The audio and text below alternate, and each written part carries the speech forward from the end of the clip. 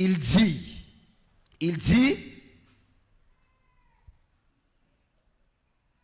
celui qui croit au Fils a la vie, mais celui qui ne croit pas n'aura pas la vie. Maintenant, c'est quoi croire en quelqu'un?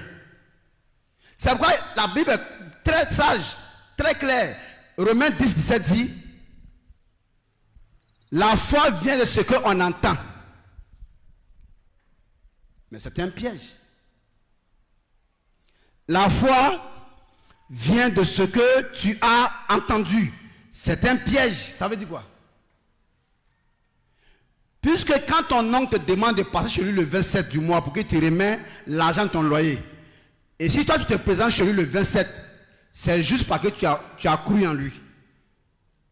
Donc vous voyez que la croyance est liée à des actes qui deviennent les preuves de cette croyance.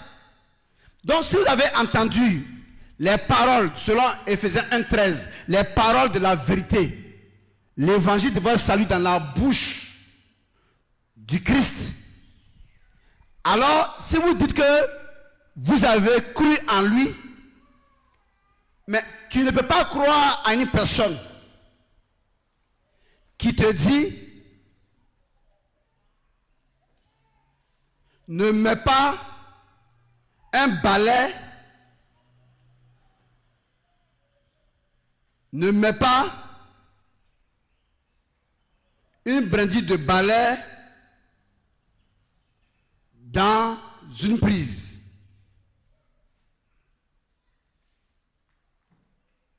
La preuve que toi tu crois en lui, là, c'est quoi? Ça sera quoi?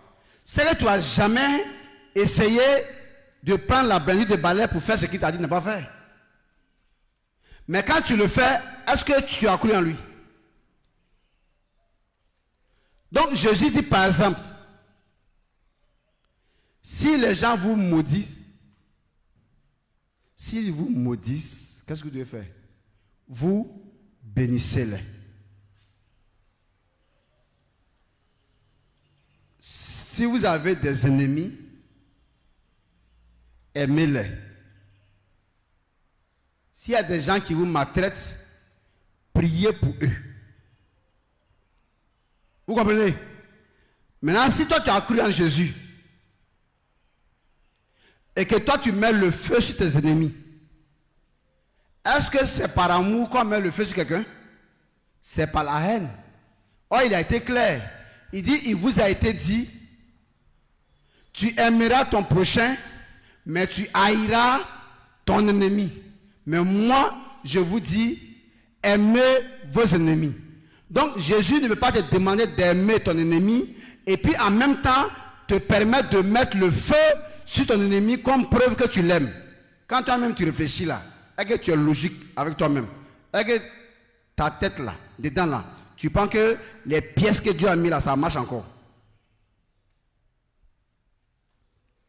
C'est comme s'il y a un tsunami qui s'est levé dans ta tête pour mélanger ta cervelle avec ta mémoire avec, tu comprends, tes intestins, et puis bon, tu ne comprends plus rien quoi. Jésus dit, allons-y en Matthieu chapitre 5, écoutez ça. Matthieu chapitre 5, verset 43. Oui.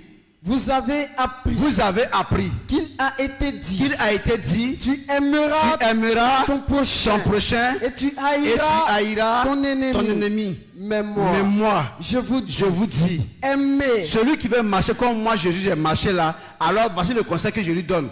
Au lieu de haïr son ennemi, qu'est-ce qu'il doit faire? Aimer plutôt vos ennemis. Donc Jésus te demande que toi qui as cru en lui, qui veut marcher comme lui le met à marcher, quand Jésus était sur la terre et que des gens sont venus le prendre pour le crucifier sur une croix, d'abord ils l'ont frappé, enchaîné, lié, flagellé quoi, frappé, le faire porter une croix très lourde et arriver sur le mont Golgotha, le déshabiller pour le laisser en caleçon devant toute une foule qui a toujours respecté sa personnalité, à qui il a enseigné la parole de Dieu, pour qui il a multiplié des pains, ils ont mangé. Donc, devant des personnes qui l'ont toujours considéré, il s'est retrouvé en caleçon, dans une humiliation qui ne dit pas son nom, de la part de ses bourreaux, de ses ennemis. Ils ne sont pas arrêtés là, ils l'ont cloué, et ils ont percé son côté, et le sang a coulé. Mais pourtant, avant de rendre le souffle, voilà ce qu'il va dire. Père, pardonne-leur, car ils ne savent pas ce qu'ils font. Donc, toi, le chrétien, si tu dis tu marches comme Jésus a marché, parce que tu es discipliné à la parole de Jésus, que tu es un disciple de Jésus et que tu as cru en Jésus, c'est pourquoi tu veux marcher comme Jésus a marché.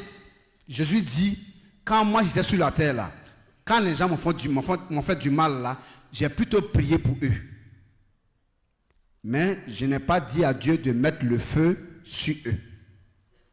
Et tu réponds pour dire, mais le feu que nous on met là, ce n'est pas sur la chair et le sang, mais c'est sur les esprits. Mais pourquoi Jésus n'a pas été le premier à mettre le feu sur les esprits des Romains et des Juifs que l'on crucifie là? Imbécile que tu es. Avec ça tu t'appelles pasteur? Tu es un forgeron. Dindon. Kassamrak. Tu es plus qu'un soraka. Et tu appelles ça que tu es pasteur.